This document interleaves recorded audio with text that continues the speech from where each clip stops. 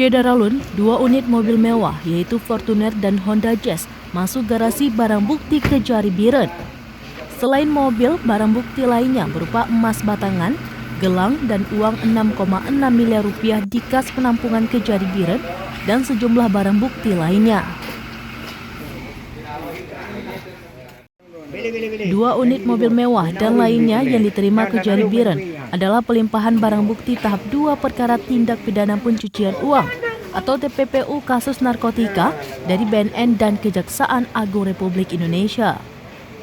Kasus TPPU tersebut dengan tersangka Nazar M. Jafar alias M. Nazar alias Pakcik yang ditahan di Lembaga Pemasyarakatan atau Lapas Karawang dalam perkara narkotika.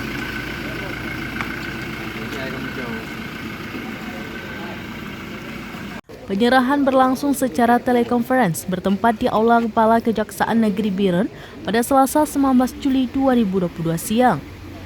Barang bukti lainnya 6 unit rumah dan 2 lahan kosong yang berada di daerah Banda Aceh.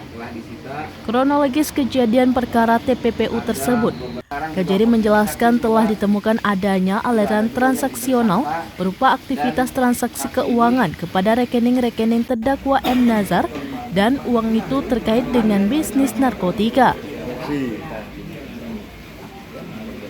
Penerimaan atau penyerahan tanggung jawab tersangka dan barang bukti tahap 2 dari BNN dulu. Dari BNN ya. Dari BNN dalam transaksi melibatkan pihak luar yaitu saksi dan sudah menjadi tersangka serta terpidana. Uang hasil transaksional oleh tersangka digunakan untuk membeli beberapa barang yang bergerak dan tidak bergerak yang diperkirakan bernilai 25 miliar rupiah. Tersangka Nazar M. Jafar alias M. Nazar alias Pakcik.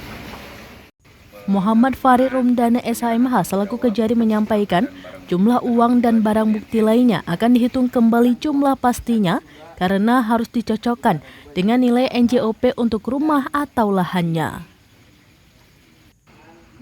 Dari Biren, Yusmandin Idris, Serambion TV.